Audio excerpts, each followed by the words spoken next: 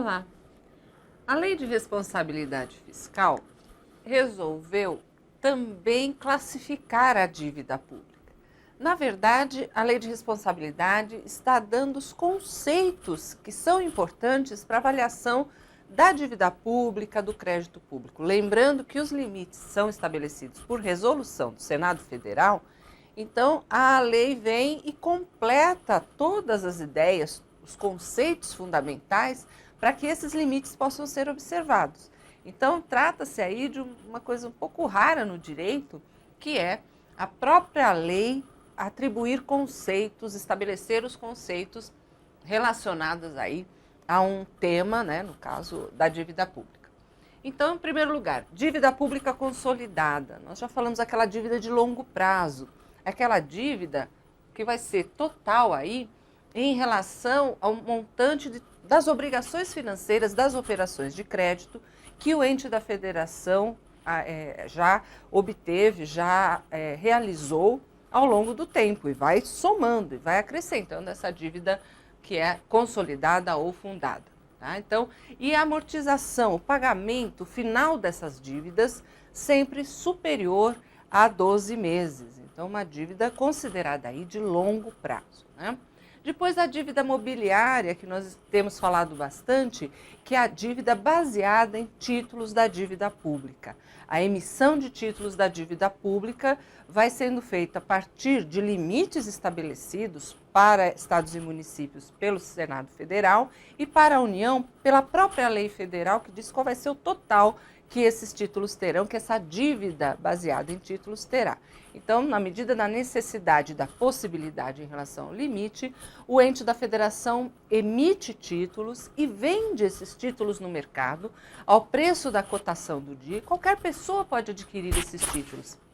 Essa pessoa, então, vai ser o credor, né, que ao final, na data de vencimento do título, vai poder aí ter o resgate, o ente da federação resgatará o título e pagará sua dívida com aquele credor. E a dívida mobiliária, então, é o total de títulos que aquele ente da federação tem emitido. Depois nós temos operações de crédito. O que pode ser considerado operação de crédito para fazer parte, para ser computado na dívida pública? Tanto pode ser um empréstimo, como também a emissão do próprio título da dívida. Então, quando se fala em operação de crédito, é todo tipo de operação que vai resultar no aumento da dívida pública, inclusive a compra financiada de bens.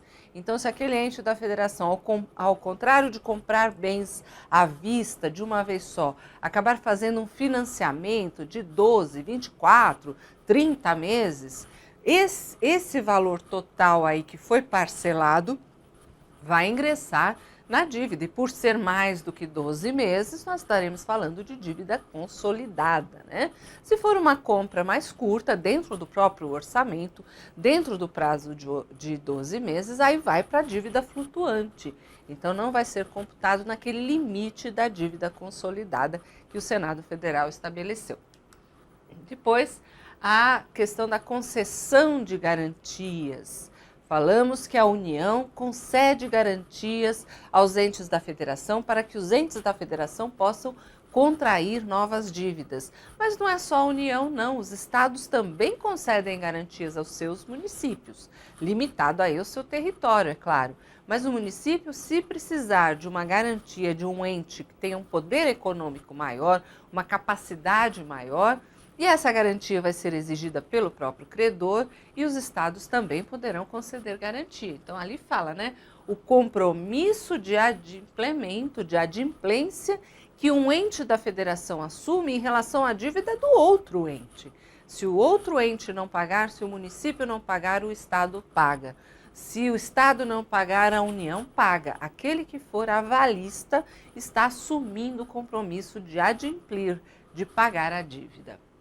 E, por fim, refinanciamento da dívida mobiliária. Aqui eu quero parar um pouquinho para comentar isso com vocês. A dívida mobiliária, essa dívida que é baseada em títulos, e esses títulos são títulos ao portador. Eles têm uma data de vencimento, uma data prevista para resgate. Não quitar esse título, não pagar, não resgatar esse título é uma coisa muito ruim, é uma infração muito grave em relação aos credores. E a Lei de Responsabilidade Fiscal impõe que o devedor, seja União, Estado ou município, cumpram essas datas de resgate de forma rigorosa. Pode acontecer que na data do resgate não exista dinheiro para isso.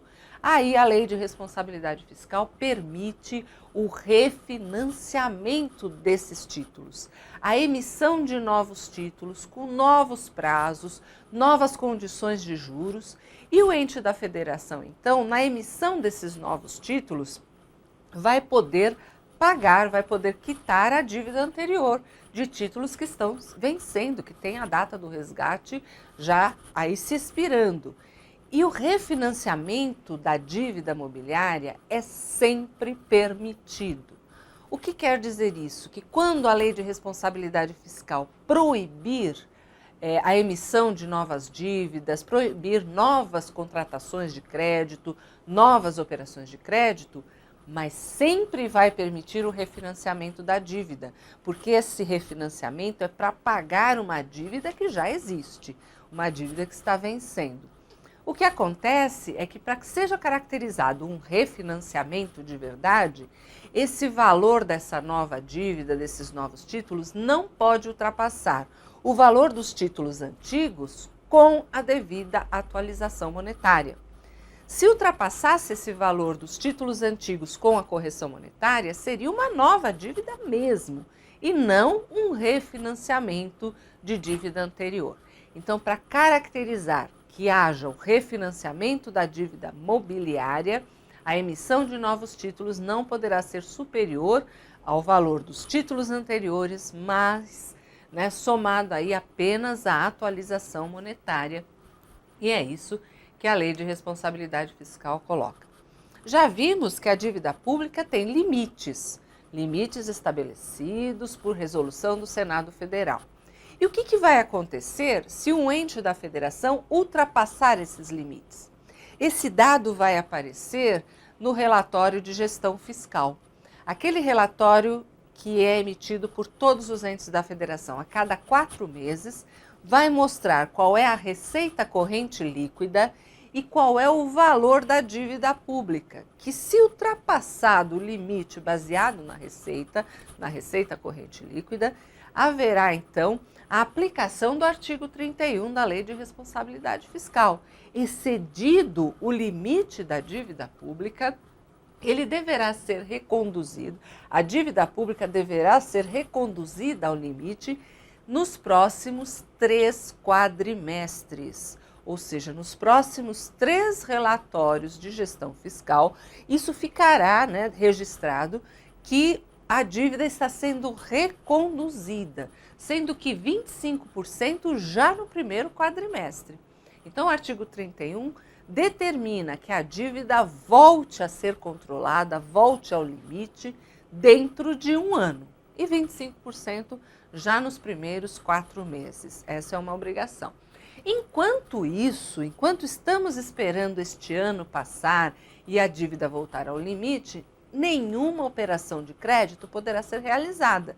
É óbvio, se a dívida já estourou o seu limite, que nenhuma nova operação será contratada, exceto o refinanciamento da dívida mobiliária, como nós vimos. Então, aqui exatamente é uma possibilidade que nós estávamos falando, onde a Lei de Responsabilidade proíbe novas dívidas, mas permitirá sempre o refinanciamento da dívida mobiliária.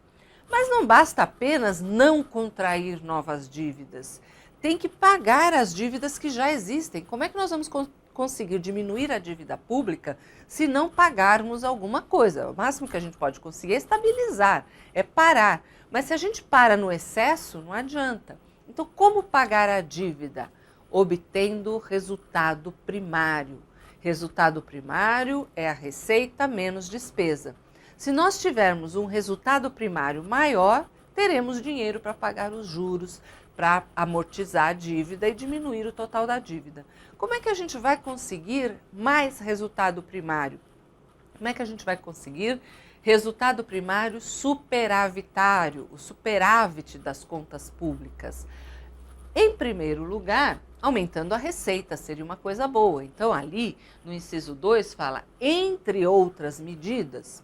Que medidas? Aumentar a receita, aumentar a arrecadação, ser mais duro, né, na arrecadação tributária, aumentar as multas, dá um jeito de aumentar uma maior arrecadação de receitas de alguma forma.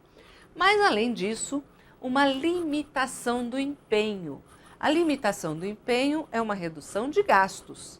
Se eu quero aumentar o superávit primário, se eu quero aumentar o resultado primário, ou eu aumento a receita, mas também, principalmente, eu reduzo as despesas. Isso se dá com a limitação de empenho, na forma como o artigo 9º determina, que cada um dos chefes de poderes reduzam o empenho, reduzam os gastos, reduzam aquela reserva de dinheiro para sobrar mais, né? E aí pagar a dívida. Se vencer o prazo de 1 ano dos 3 quadrimestres subsequentes e não conseguir reduzir, né, a dívida pública e ainda continuar com excesso de endividamento, além dos limites permitidos pelo Senado Federal, aí ficará proibida também a transferência voluntária. As transferências voluntárias, aquela ajuda, aquela colaboração que a União e o Estado poderiam dar a um município, ficam proibidas enquanto esse ente da federação não controlar a sua dívida, não retornar ao limite da dívida. Isso vai acontecer imediatamente se esse excesso já acontecer no último ano do mandato do governante, né? Ele está no último ano, ele já tem que ficar sem transferência voluntária imediatamente. E o Ministério da Fazenda divulga esses dados, né, para conhecimento, uma lista de todos os estados e todos os municípios que tenham ultrapassado o seu limite da dívida pública. Por fim, o artigo 36 diz que aquela instituição financeira que contratar com o estado ou município que ultrapassou o seu limite, que esteja irregular em relação à dívida pública, terá nulo aquele contrato, terá nula aquela operação de crédito e só receberá o principal corrigido, sem nenhum outro encargo financeiro, nem multa, nem juros, nada. E isso as instituições financeiras não querem. Por isso, elas terão que respeitar aí as regras da lei de responsabilidade também, mesmo instituições financeiras do âmbito privado, tá? E, por fim, a gente vai dar uma olhadinha na nossa última questão, na nossa questão aqui no final do nosso módulo. É considerada dívida pública consolidada ou fundada? Alternativa A, né? Alternativa A dá o conceito exato, a definição que a Lei de Responsabilidade Fiscal no artigo 29 estabelece. O montante total apurado sem duplicidade das obrigações financeiras do ente da federação, assumidas em virtude de leis, contratos, convênios, tratados, realização de operação de crédito, com prazo de amortização superior a 12 meses. Depois fala da dívida representada por títulos emitidos pela União, inclusive do Banco Central, estados e municípios. Essa é a dívida mobiliária, não é a dívida consolidada. Compromisso financeiro assumido em razão da aquisição financiada de bens e recebimento antecipado de valores de venda a termo de bens e serviços. Não é essa a definição que a lei no artigo 29 nos dá, né? E o compromisso de adimplência de obrigação financeira assumida por outro ente, essa é a definição de garantia, né? E, por fim, o compromisso assumido em razão da abertura de crédito como emissão de títulos para pagamento do principal. Emissão de títulos para pagamento do principal é aí o refinanciamento da dívida mobiliária. Então, até a próxima aula.